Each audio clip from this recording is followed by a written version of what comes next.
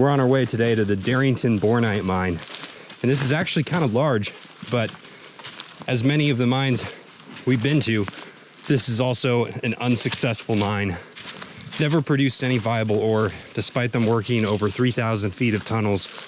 Mostly it was a tunnel aimed at intersecting one of the veins that they had located in the upper parts of the mountain, but they ended up finding it and it wasn't rich in bornite like they had hoped, but instead it was more mildly rich in malachite.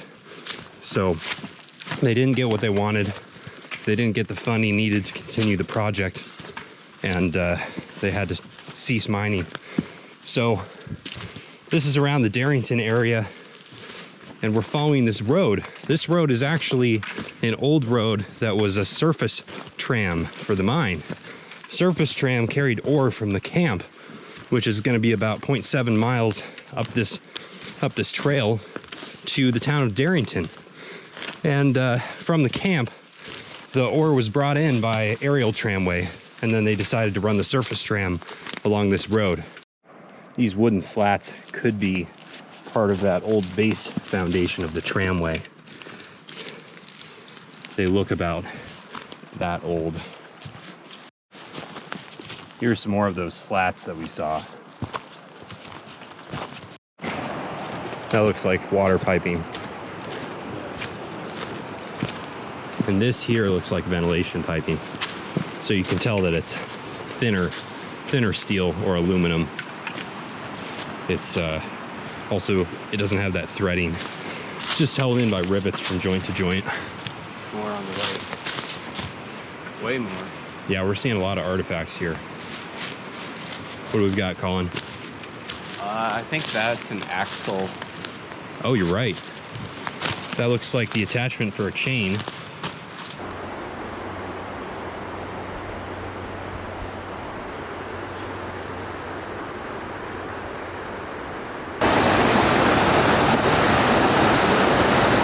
Some of the rocks are pretty clearly rich in particular ores. This one looks like it's pretty rich in iron, and there might be some bornite that we're seeing on it as well. These were signs that the miners and the prospectors way back in the day would look for. And when they saw stuff like this, they would look for it in the mountains. They'd see a vein up there in the high areas of the mountains and try to trace it down where they could put a tunnel in to intersect it. That's exactly what happened here with the Darrington Bornite. But unfortunately, the vein that they found was not the same vein that showed on the surface. This looks like water piping, kind of thick, threaded. And there is your Bourne Eye Falls.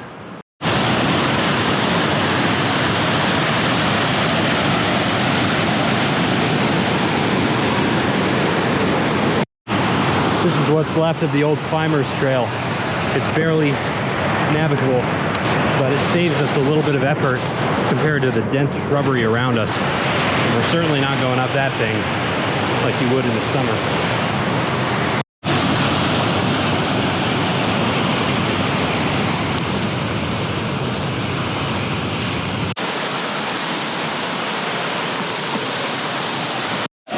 Those rocks are small.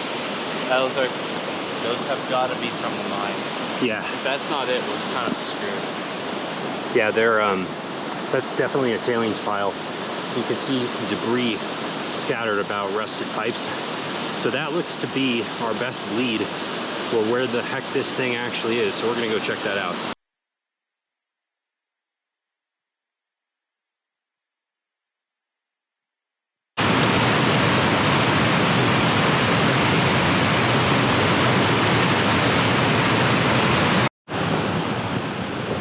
Here's some more of what we saw from the other side of the river. These are mostly ventilation tubing pieces, and this, as you can see, is clearly tailings. The subsurface mine is not going to leave tailings this large. These boulders here, these are too big for a subsurface mine. These are just talus fields from the cliffs above. But these smaller, more mineral dense rocks, you can see there's more iron in those rocks. Those are indicative of tailings. As we're looking at the composition of the tailings pile, it's clear that they struck the vein towards the end. You can see that the rocks on the surface are more iron rich, mineral rich, and underneath it's more just the granite back layer. That's the portal to the Darrington Bornite mine. As you can see, we're in the early season, so a little bit of snow coverage. And it's hiding a little bit, but we found it. So let's go check it out. But before we do, we took a quick look around camp here. This, when the snow melts, is gonna be a flat area. And that's gonna have some of the structures they used for the top of their aerial tramway, which went down that way to the camp below. Pretty beautiful scenery up here. That's Liberty Mountain.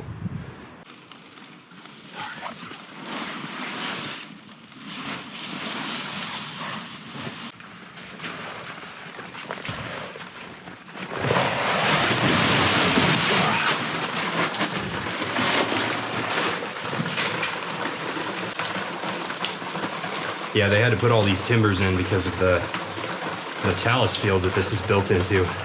Lots of boulders coming down the mountains, creating shakes.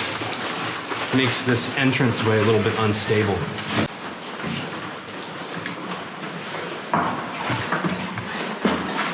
So this is the Darrington Bornite mine. This was first prospected in the late 1890s by a couple of prospectors who were exploring this area.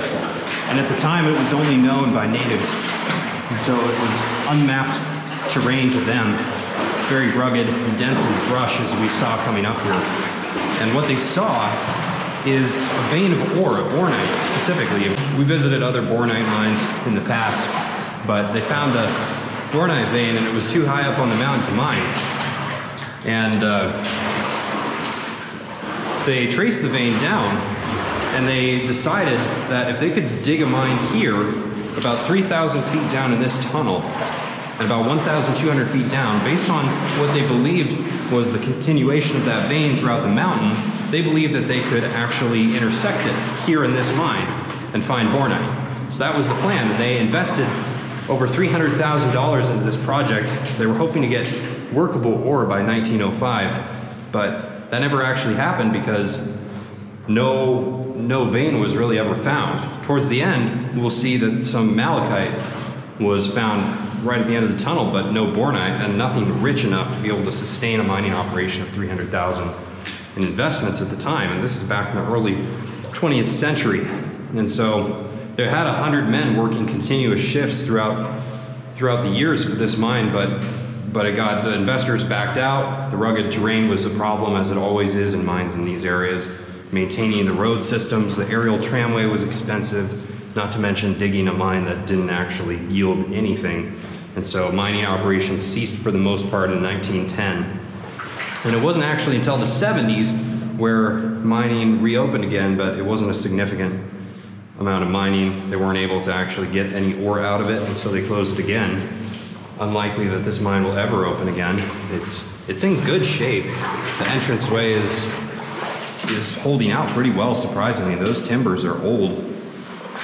But as you can see, we've come across some artifacts, so let's have a look at them. This is the remnants of an ore cart, as you can see. It looks like the wood has either been taken or it's just deteriorated away. This water probably rises and falls with the season, I'm sure. But you've got other pieces of equipment there. You've got a blast box, 2 of them, right over there. That was what they would keep their explosives in. Some pipe fittings. And this is interesting. This looks like, what do you think this is, Colin? A flywheel. Flywheel. And what does that do? It adds inertia to an engine to help keep it moving for varying loads. So they probably had an engine running up here. You know what? That might actually have been a flywheel for the aerial tramway. What do you think? Well, because it looks like it hooks up the cables there. Yeah, that would be odd for like a compressor. Although I don't know how it ended up here, but I'm not one to criticize the management of the mine. Yeah, this looks like maybe a casing for an engine. Head covers or something like that, valve covers, ventilation tubing. Little stakes for railroad ties, and then some longer pieces, or whatever they were making here. Yeah, interesting. That almost looks But like a definitely toboggan. you but- can see like a little set of nails right here that Yeah, I would assume are used for the railroad ties that yeah, that's carry the ore carts throughout. that's what this looks like. Stakes, metal stakes and that sort. Now, what happened to all the equipment that was in here?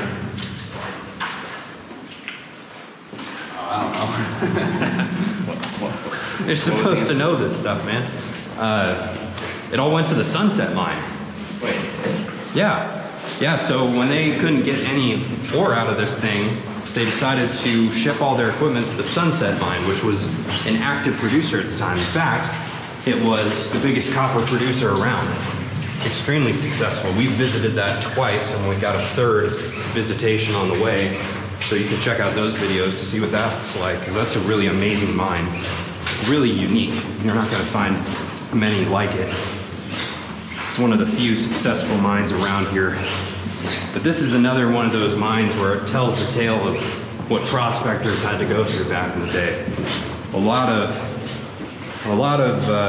faith in their work, looking for a vein, not really sure if they were going to find it, but investing nonetheless. And some of them made it, and some of them didn't. It was a bit of a gamble. And this is a gamble that didn't turn out well. Now those look like water pipes. Those water pipes we saw back along the route, those were in fact water pipes. We were right about that. And what they were doing is they were taking the water from Copper Creek and they were using it to power their camp down at base. They were using it to run their mills, to generate their power, run their air compressors, that sort of thing. Their equipment for this mine was pretty state-of-the-art. They really did invest a lot in this project. And that was another one of the reasons why the equipment was better used at the Sunset Mine, because it was good equipment. And now here it looks like you can see when they might have added in that 70s operation some ventilation tubing where it had decayed before. This is newer. This is probably 50 years old. You got plenty of mine cart rails.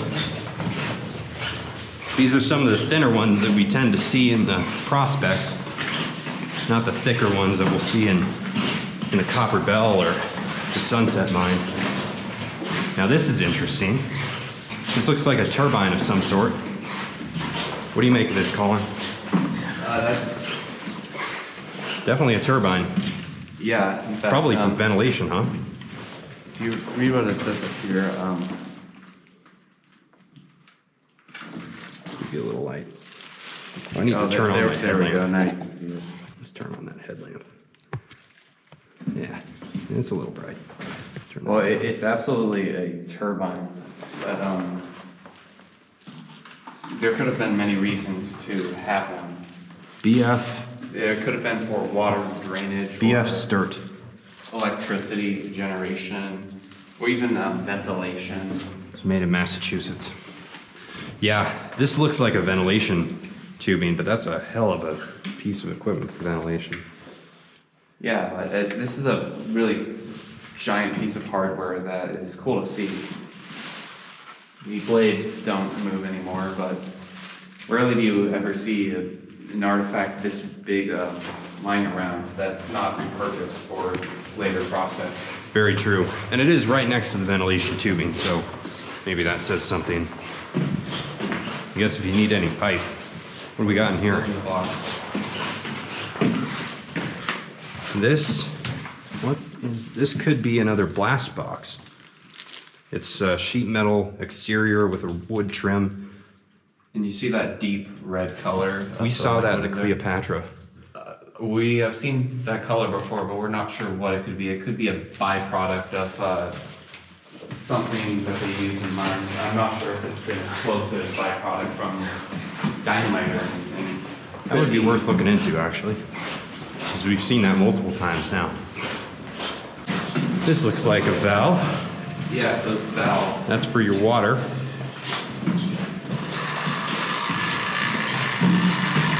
Oh yeah, that reminds me. So the reason we're not using the new flashlight that we built today is that we decided to take this one for this particular trip, just because we haven't worked out a few of the packing parameters of the new flashlight. We want to make sure that it gets packed in a way that isn't going to damage it. 3D printed plastic is a little more fragile than your PVC you buy at Home Depot. So we got to deal with this noisy thing again, but that's all right. It does the job.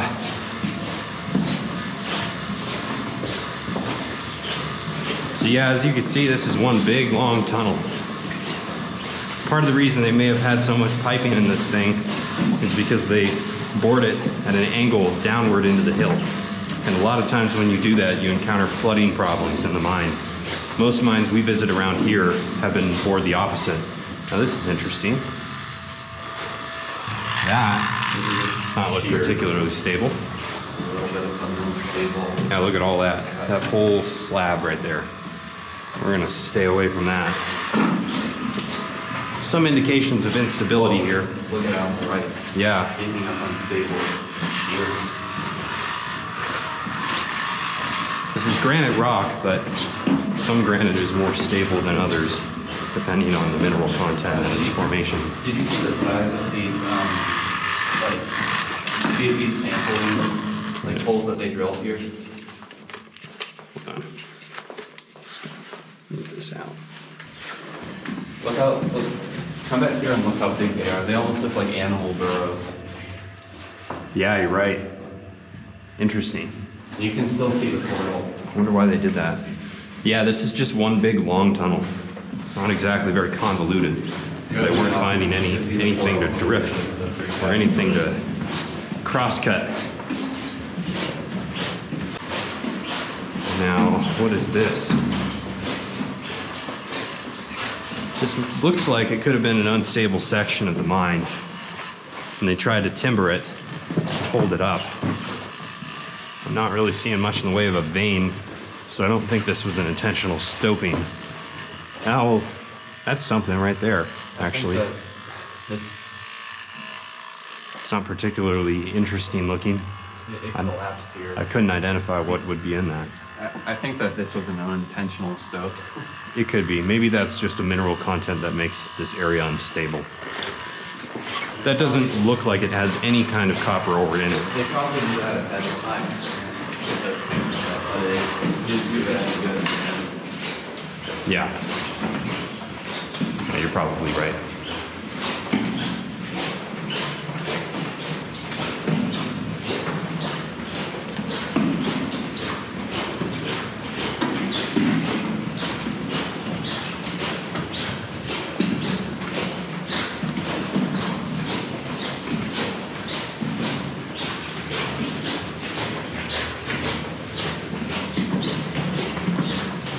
More of this slabbing going on here.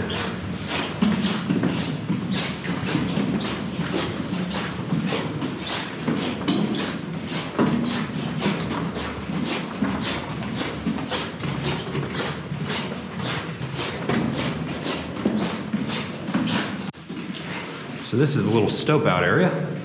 Looks like they found a vein. Clearly this looks to me like desperation. What do you think? Well, you can see that they were already looking for hope because of all the cores they were going out before this little drift here. There's just not And I much. think by this point, they were getting desperate. And so in addition to the cores they drilled out here, there now might be some more drifts where they're looking a little harder to try to validate their investment. Yeah, I think they just saw that thing and thought it was the original drift. They followed it to realize that there's not a speck of Bornite in that thing. And so they continue. Or that was an afterthought, and they had bored so far into this thing they thought they might have missed it, so they went back and tried to mine all the veins that they found. Clearly that was not the vein they were intending to find. It does. Wow. So this is the last point from which you can actually see the portal. Can you still see it? I don't think I can. Oh, actually, yeah, it's gone. Never mind. We are in the heart of this mountain right now. We're about 2,500 feet in. We should be approaching the end of this tunnel sometime soon.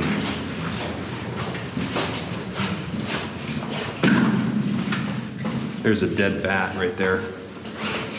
Oh, yeah. It's covered in fungus.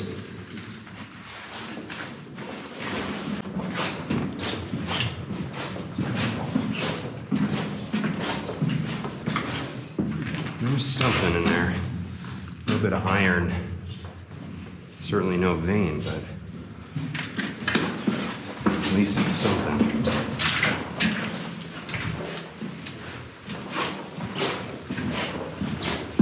The rock has certainly changed quality as we're getting back farther.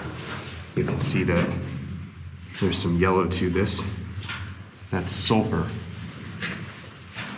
There's some quartz in the rock here, very rich iron. We're starting to get into some kind of vein, but still no bornite.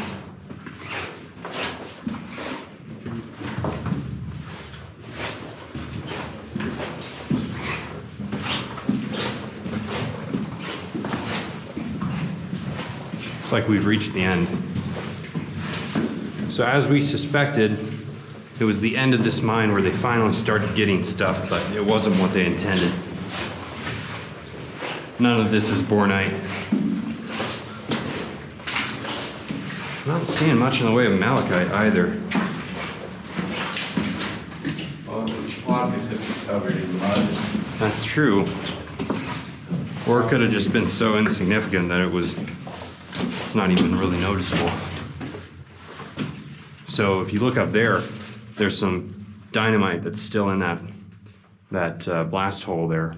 So we're not going to touch that or get anywhere near it or anywhere near this end of this. As we said before, that stuff can be highly explosive, unstable. But as you can see, there's a lot more iron into this rock, and the iron typically is accompanied by other minerals.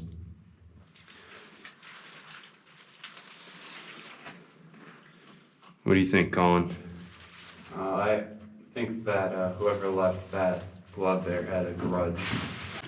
We've seen reports that there were some findings of malachite and other traces of copper back here, but we don't really see them. Let's have a look at some of these pieces of ore. These are just really rich in iron. That's it. You see any malachite? None that's obvious. It's no sunset. Yeah. Hence why the equipment went that direction rather than the other way. Let's check out that other tunnel, see if there's malachite there. We are 3,200 feet underground right now. In the heart of the mountain that they saw the vein in. So by this point, they were pretty certain that it wasn't anywhere in the immediate future. No more funding could be gathered to continue the operation. Just being very careful for explosives on the ground. There's some more of that iron-rich material. It's accompanied by sulfur. There could be some pyrite ore here, arsenopyrite or chalcopyrite potentially, with this sulfur being present. Quartz gauge. Yeah, I didn't want to see the sulfur too. Oh, there's dynamite. Yep, sure enough.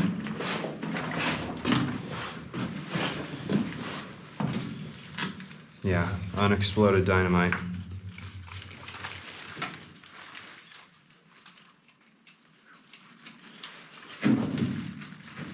I haven't spotted any green.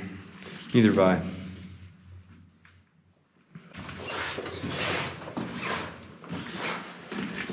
Let's have a look at what we've got.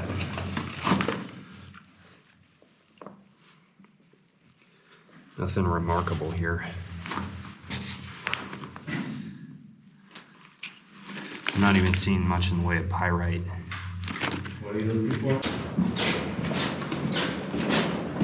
All right, well that's it for the Darrington Bornite mine. Not much in the way of mineral content here, but it's still interesting that we were able to find dynamite, and the tunnel is completely intact still. Very stable rock. One of the only mines still remaining of this length that hasn't had a single cave in. So that's good. Coming up, we're going to be focusing in a bit on Monte Cristo. We haven't been there yet, but there's a lot to explore. A lot still left to see up there. That we might spend some time in Silver Creek. Silver Creek's the oldest mining district around here, dating all the way back to the 1850s. It's kind of what kick-started everything else.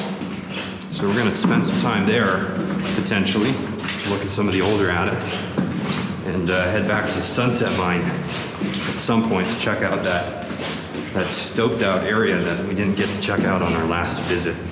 And something tells me that's probably going to be a full day's worth of exploring. So that's what we'll be doing.